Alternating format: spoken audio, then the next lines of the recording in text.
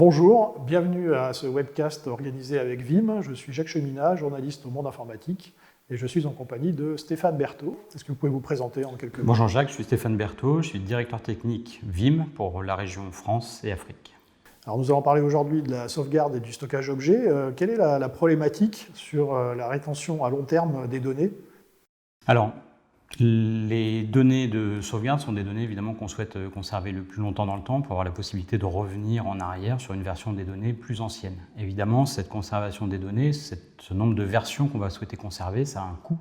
Plus on garde des versions anciennes et en quantité importante, plus on va devoir stocker, et donc plus ça va avoir un coût en termes de disques, appliances de déduplication par exemple, quand on parle de sauvegarde, ou même envoi de ces données vers des lecteurs de bande, qui sont évidemment beaucoup moins chers, mais évidemment également beaucoup moins flexibles, beaucoup moins pratiques en termes de performance.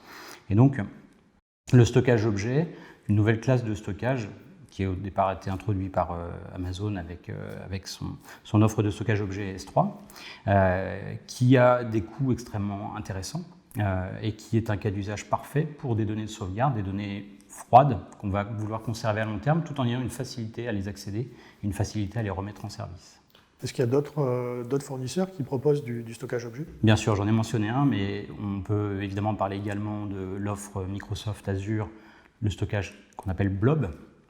Et puis, un certain nombre d'acteurs du marché, constructeurs, qui fournissent des appliances, donc sous forme de systèmes intégrés, qui fournissent aussi ces capacités de stockage objet. On peut parler d'acteurs du marché comme Scality, Cloudian, Minio, etc., ou NetApp avec son offre Storage Grid. Alors comment Vim s'insère à l'intérieur de cette problématique justement de sauvegarde et de stockage objet? Alors, c'est notre offre Vim Availability Suite qui permet de protéger l'ensemble de ces environnements. L'idée pour nous a été de faciliter l'usage du stockage objet à nos clients en l'intégrant de façon entièrement transparente dans ce qu'on appelle les repositories chez Vim, qui sont l'espace vers lesquels on envoie les sauvegardes. C'est-à-dire qu'on va simplement ajouter son compte de stockage objet S3 par exemple, à des repositories existants, et on va automatiquement envoyer les données les plus anciennes au fil de l'eau vers ce stockage objet pour diminuer les coûts et diminuer l'utilisation du stockage principal vers lequel on envoie les sauvegardes. Quels sont les gains en termes de performance? Alors les gains, ils sont évidemment très importants si on compare avec de la technologie bande, lecteur de bande, pour des données conservées à long terme, puisque évidemment on ne va pas avoir toutes les problématiques de relecture de bande, des manipulations qui vont avec également, et donc les données sont directement accessibles sur un stockage qui a un niveau de performance un peu moindre que le stockage primaire, mais qui malgré tout est extrêmement performant, d'autant qu'on intègre une technologie qui permet d'aller chercher les blocs des différents jeux de sauvegarde sur le support le plus performant. Donc, ceux qui se trouvent sur le stockage objet vont être rapatriés très rapidement. Ceux qui sont disponibles en étant à la fois dans le stockage objet, mais aussi en un exemplaire qui soit sur le stockage primaire, on va favoriser ces blocs qui sont au plus proche. Donc, les gains en termes de performance sont extrêmement important, à tel point qu'on est capable d'utiliser cette technologie pour redémarrer, par exemple, réinstancier une machine virtuelle directement depuis ce stockage objet dans un environnement cloud public, par exemple, comme Amazon ou Azure. D'accord. Sur la partie sécurité, il y a beaucoup de questions autour de la sécurité, notamment au niveau du stockage objet.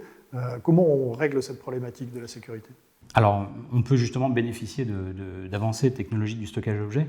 La grande problématique à l'heure actuelle, c'est de protéger ces données de sauvegarde en cas d'attaque rançongiciel qui vont essayer de chiffrer en priorité les sauvegardes. L'intérêt, c'est de créer ce qu'on appelle un air gap, qui signifie simplement une coupure des données qui sont protégées, isolées des réseaux de production pour être certain qu'ils ne sont pas touchés en cas d'attaque. On l'obtient, ce qu'on appelle cet air gap, on l'obtient assez facilement justement avec des bandes qui sont complètement isolées et inatteignables. Comme on l'a dit, c'est aussi une technologie qui est assez ancienne et très complexe en termes de manipulation, en termes de remise en service. L'avantage du stockage objet, c'est que c'est un stockage qui est extrêmement performant, mais sur lequel on va pouvoir atteindre le même niveau de sécurité en utilisant une fonctionnalité de l'API S3, qui est la fonctionnalité Object Lock. Object Lock qui crée finalement des espaces de stockage immuables, qui vont être garantis pendant une certaine durée, pendant laquelle on ne pourra rien modifier. Et donc, c'est un moyen d'avoir très facilement des exemplaires de ces données, de ces sauvegardes, garantis comme étant absolument intègres en cas d'attaque et pouvoir les restaurer très rapidement. Est-ce qu'on intègre aussi du chiffrement à l'intérieur? On peut ajouter du chiffrement, c'est une option, on fournit cette capacité. Et donc ça ne viendra pas impacter ni la performance, ni la capacité à remettre en service les données à partir du moment où les données sont toujours disponibles. Alors quels sont les cas d'usage justement sur ce type de sauvegarde? Est-ce qu'il y a des entreprises ou des cas, des workloads spécifiques? Non, pas de workload spécifique, puisque c'est une capacité qui va être disponible quel que soit le type d'environnement ou la topologie de nos clients, que ce soit pour des environnements data center avec des grandes masses de données, ou que ce soit pour une multitude de sites distants dans des contextes un petit peu particuliers. Mais dans ce contexte-là, quand on parle de sites distants, il y a un avantage assez intéressant, c'est que si on parle d'environnements géographiquement dispersés, comme des plateformes pétrolières, des sites d'extraction par exemple, chaque site est un mini data center avec quelques serveurs. Évidemment, quand on est une plateforme pétrolière ou un bateau de recherche ou un site d'extraction au fin fond de la Sibérie, on n'a pas forcément un deuxième data center de secours pour redémarrer.